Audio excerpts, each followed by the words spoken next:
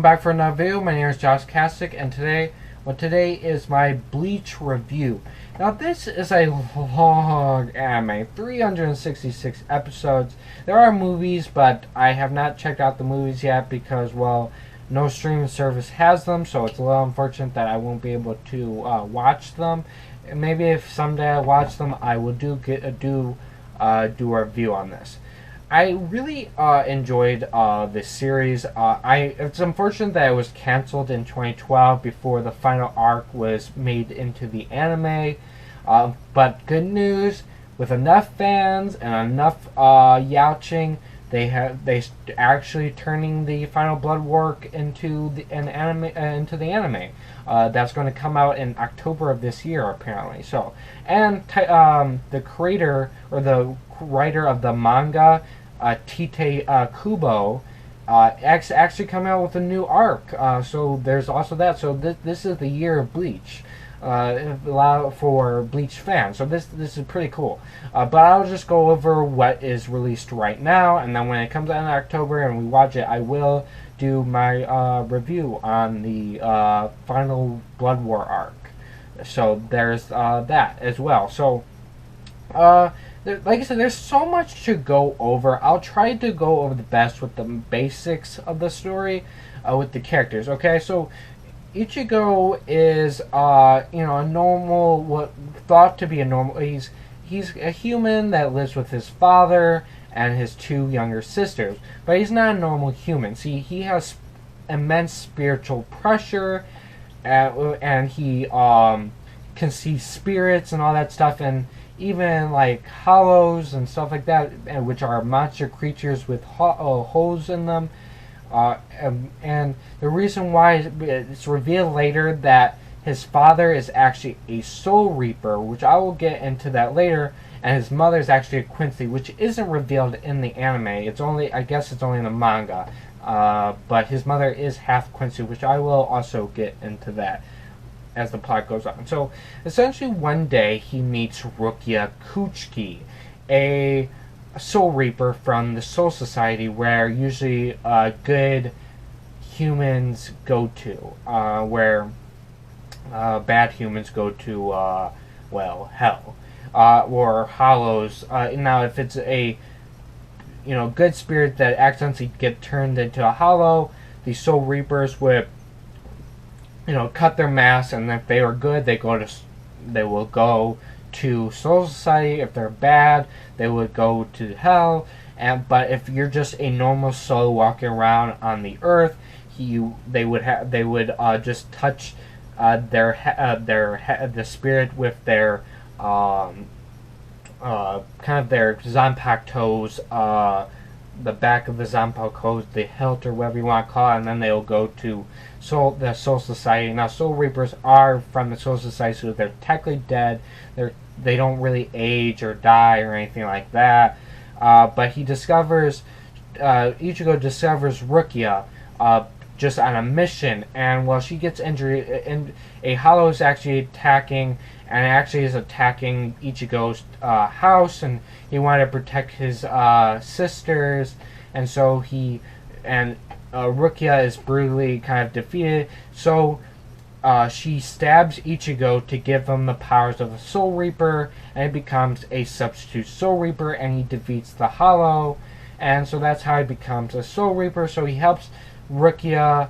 Now Rukia kind of loses her power, and this guy named Kisuke, who was once a Soul Reaper but was kicked out for reasons, and he's staying here in the human world, and he kind of has there's other guy, I forgot his name, helping Kisuke, as well as two children, gives her a Gigai, which will basically for a Soul Reaper to go into, so that they can just look like humans, and so other humans can see them and stuff like that. And so she attends Ichigo's school because he's in high school right now, and so basically Ichigo helps her with her missions. Eventually they meet Oryu, who is a Quincy. See, they're powerful humans that have spiritual pressure, but when they defeat a hollow, they get immediately destroyed, and they don't go to hell or anything like that, which the Soul Society doesn't like, because they balance. and by immediately destroying the hollow, there's no balance into it. Maybe they do go to hell. I don't know exactly how they never really describe that. And so, but apparently Quincy's are supposed to be enemies of Soul Reapers because they were all wiped out by Soul Reapers because they had a problem with Quincy's just right out destroying the hollow. So, he's supposedly supposed to be the last Quincy, even though his father's a Quincy, although he doesn't have anything to do with it because his master, Uru's master, was killed.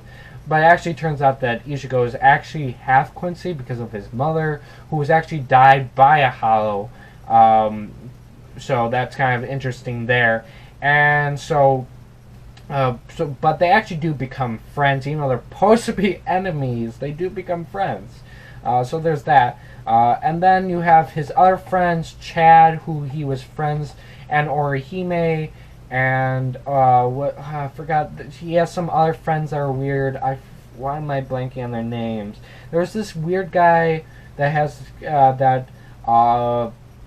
what's his name? He's played by the voice actor who plays Sasuke, but he's very loudmouth in this. So definitely way different characters between Sasuke and this guy. There's another friend, I forgot his name, and then there's this karate, I don't know, karate, kung fu, I don't know, but she was friends with Orihime, and Orihime is kind of Ichigo's love interest, which a lot of people don't like. They want him to end up with Rukia, but I think it makes more sense for Ichigo to end up with Orihime, and he did end up with Orihime in the final Blood War arc at the end, and they have a son.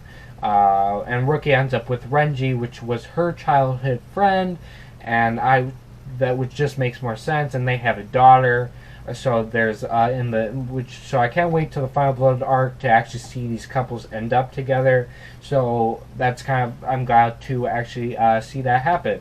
But other than that, eventually, because they've been against Ichigo, and Ichigo has no sense of kind of controlling his spiritual pressure, his energy and stuff, it's always releasing. And so eventually Chad and Orihime get powers because of that. And she has these things on her, like she pins in her hair that she got from her brother, and they become powered up. So she can these look like flowers, and each kind of petal thing can release and turn into a small little creature. Two of them can make how I put this, kind of an orange field around people and kind of reverse time in a way, healing them. And that's kind of interesting. She can make a shield out of them, and then she can make an attack with them. Although she's not really an attack person, she's very I wouldn't say she's her type of character personality-wise. She's not very open. She's kind of very clumsy, scatterbrain. I guess you could say the word. I don't really like that word, but that's what type of character she is. But she's not really the attacking type. And then you got Chad, I mentioned, and his powers. He gets his arm becomes kind of powered up, and he can punch really hard, as well as eventually as he gets upgraded, he can make blasts with it, and then it makes kind of a shield, and his other arm starts transforming, and that does the punching, stuff like that, which it actually revealed later that they are actually Fullbringers in the final arc, the Fullbringer arc, which are just humans that have been kind of attacked by hollows as described, and that they gain, but they were able, the hollows get destroyed or whatever, and they gain the power of the hollow, and so that's how they gain power. So apparently Chad and Orihime are just late bloomers with the powers. It's kind of really ham-handed, but whatever.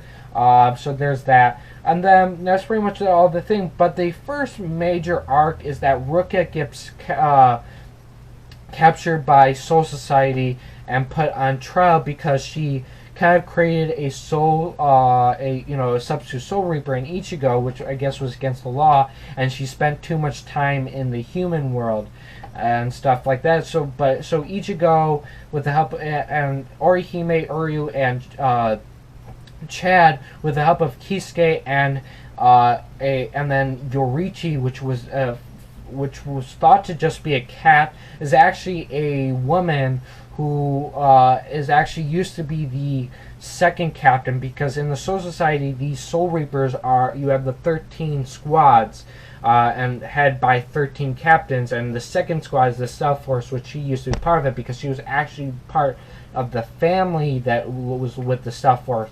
But now the person who's captain of Squad 2 and in charge of the Stealth Force is actually her original apprentice type in Soyphone. So there's kind of dynamics in the first arc because they started to attack the Go Type 13, Ichigo getting stronger and, you know, just beating them like they're no tomorrow and stuff like that to save Rukia. And he also learns Bangkai. See, Zanpakutos, they have their spirit. So they kind of have a spirit and they're born with their Soul Reaper. And his Zanpakuto is Zangetsu. And they each have a form. So they have a release form, which he has kind of looks like a huge knife-looking thing. And then there's the second form, and then there's Bangkai. Bangkai takes like 10 years. But Kisuke actually created a method to teach people to learn Bangkai in like 3 days or less, and so that's how Ishigo learns Bangkai, and he starts attacking more, and then eventually we're able to obviously save Rukia, and it actually turns out that Aizen, who was actually the 5th captain, is actually a bad guy, and he's actually in run with 2 other captains in the name of Gin and come on, what's the other guy? Come on. I can't. Why am I blanking? Sorry. I don't know. Tozen. I don't know his first name, but I know his last name. Tozen. We're all bad guys, and they actually killed the people in charge of the Go Type 13, or the 13 squads, as they're also called, which are which was the it was the court system, and so they've been in pretending to be the people in charge of the Go Type 13, and and stuff like that, and including Rukia's execution and everything. And the reason why is because Rukia has something in her Gigai that Kisuke created, because he used to be in the captain of Squad 12 and research and development and stuff like that. And so he created a device that's really powerful, and Aizen wants to destroy destroy Soul Society and the king of Soul Society, which we never actually met. There was never revealed who the royal person is, the king of Soul Society, but not the... So it's kind of interesting there. But he has something in the Gigai that Kisuke secretly put in her Gigai, and this specific Gigai is actually stealing her spiritual powers, and that's why they never returned after she gave Ichigo a substitute Soul Reaper. And it was, it's revealed that Aizen was done all this, and so now everyone becomes buddies with Ichigo, and realizes that Rukia is just a victim and stuff like this, and that's kind of how it all happens. And then you got the second arc, which is only an anime arc, which is a bound arc, which are basically human vampires created by the Soul Society that were neglected by the Soul Society and are out for revenge.